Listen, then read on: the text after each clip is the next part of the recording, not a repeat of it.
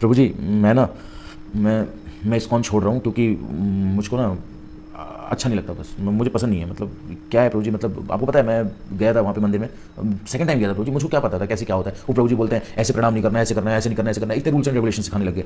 मुझे पसंद नहीं है प्रभु जी, मुझे पसंद नहीं है प्रभु जी।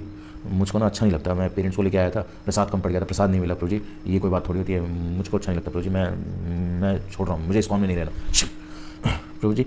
आपको पता है वो वो दोनों प्रभु जी लोग हैं ना, वो दोनों मिलकर पता है मेरे पीछे मेरी बुराई करते हैं प्रभु जी, मेरी बुराई करते हैं। वो लोग कितना मेरे बारे में बुरा भला कहते हैं।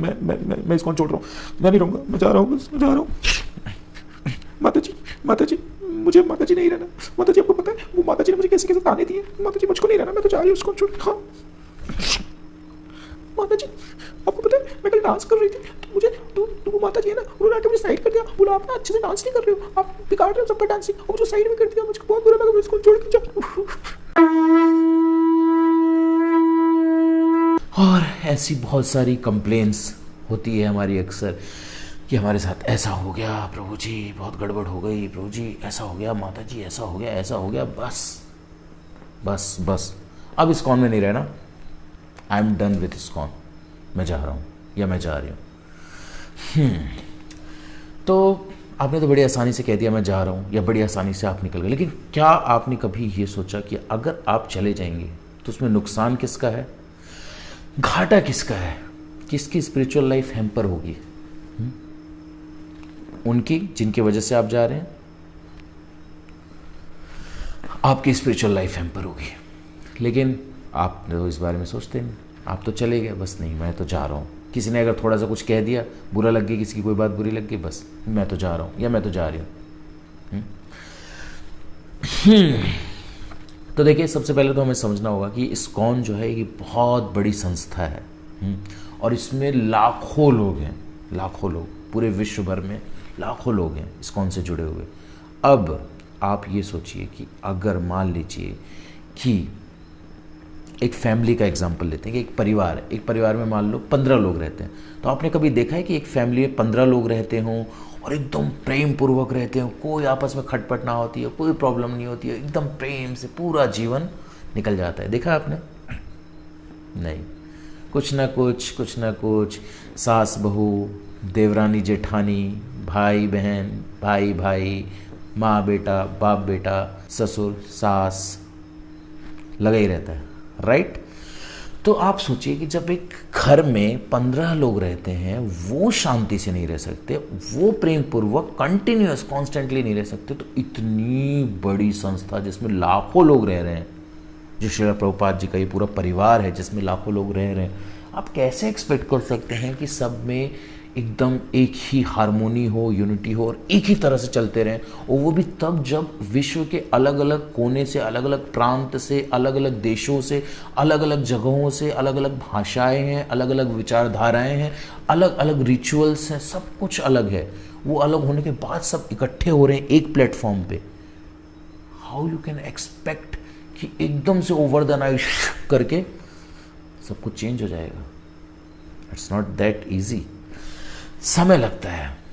और उसके बाद जब इतनी बड़ी संस्था है, इतने सारे लोग हैं, तो ऑफ कोर्स विचारधाराएं भी अलग अलग होंगी।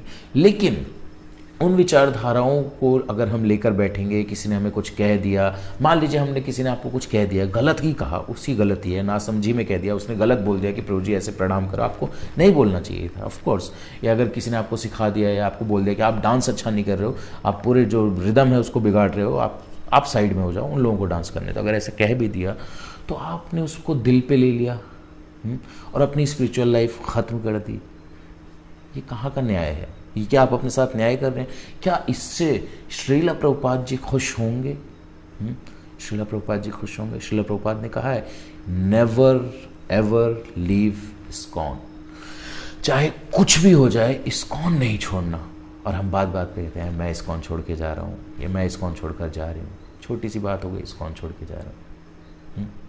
तो आप समझिए इस बात को कि जब बहुत सारे बर्तन होते हैं तो आपस में खटकते ही हैं, आवाज़ आती है। तो जब वो निर्जीव वस्तु है उसमें से आवाज़ आती है आपस में रहने पे, तो हम तो जीवित हैं, तो आप कैसे एक्सपेक्ट कर सकते हैं कि सब में हारमोनी हो और सब एकदम परफेक्ट हो?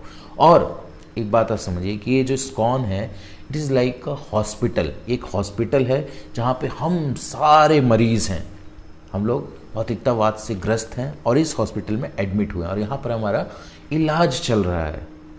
अब कोई पेशेंट है जिसकी स्थिति बहुत ज़्यादा ख़राब है, अभी अभी एडमिट हुआ है, वो बहुत ही मेंटल इम्बैलेंस है, वो किसी को थप्पड़ भी मार दे रहा है, गाली भी दे रहा है।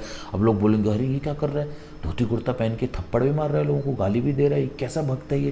क्योंकि भाई अब इस्कॉन में आ गया, धोती कुर्ता पहन ही रहा है, वो कंठी धारण कर ही लिए, तिलक लगा ही लिए। और दूसरी तरफ एक भक्त है जो कई सालों से है, 30 वर्ष या 40 वर्ष हो गए हैं, बहुत उच्च श्रेणी का भक्त है, उसकी बीमारी ऑलमोस्ट ख़त्म हो चुकी है उस लेवल पे। तो उसका लेवल और इसका लेवल अलग है ना। ऐसे ही इस बीच में भी बहुत सारे लोग हैं, इन दोनों लेवल के बीच में। तो हर कोई यहाँ पर इलाज करवा रहा है, सबकी अलग अलग बीमारी है, कोई बहुत ज़्यादा बीमार है, कोई थोड़ा बीमार है, कोई बिल्कुल ठीक हो चुका है।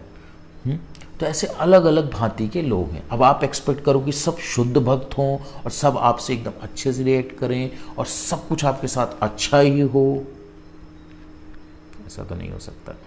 और अगर मान लीजिए कि ऐसी कोई सिचुएशन आती भी है आपकी लाइफ में कि किसी ने आपको कुछ कह दिया, किसी ने गाली दे दिया, किसी ने मार दिया, एक ऐसा कुछ हो गया बहुत बुरा आपके साथ, तो आप ये सोचिए कि ये आप कहाँ पर हैं। आप एक आध्यात्मिक संस्था में हैं, यहाँ पर भगवान आपके साथ अन्याय नहीं होने देंगे। This is your purification process. ये प्योरिफिकेशन प्रोसेस है आपका। सुनेंगे, ईगो ख़त्म होगा, तभी जाके हम उस भक्ति के, शुद्ध भक्ति के लेवल पे आ पाएंगे। तो अगर कुछ ऐसा होता भी है तो ये सोचिए कि भगवान ही हमारा प्यूरिफिकेशन प्रोसेस है, उसको बढ़ा रहे हैं और तेज़ रैपिड कर रहे हैं ताकि मैं जल्दी से शुद्ध भक्ति ग्रहण करूं। तो आगे से अगर ऐसा कुछ होता है, अगर आपको कोई बात लगती है, कोई कुछ कह देता है, बोल देता है, तो उसको दिल से मत लगाना। ये सोच लेना कि भक्त है, भक्त ने ही तो कहा है, किसी बाहर के व्यक्ति ने तो नहीं कहा है। और अगर चलो वो भक्त नहीं भी है, आप उसको नहीं भी कंसिडर करते, तो ये देखो वो हरिनाम तो ले रहा है। हरे कृष्ण कृष्ण कृष्ण हरे हरे, हरे राम राम राम हरे हरे। ये नाम तो जप कर रहा है, ठीक है, चाहे उसके अंदर छाल है, कपट है, हमने मान लिया सब कुछ है, बट वो हरि नाम तो ले रहा है। This is the positive thing.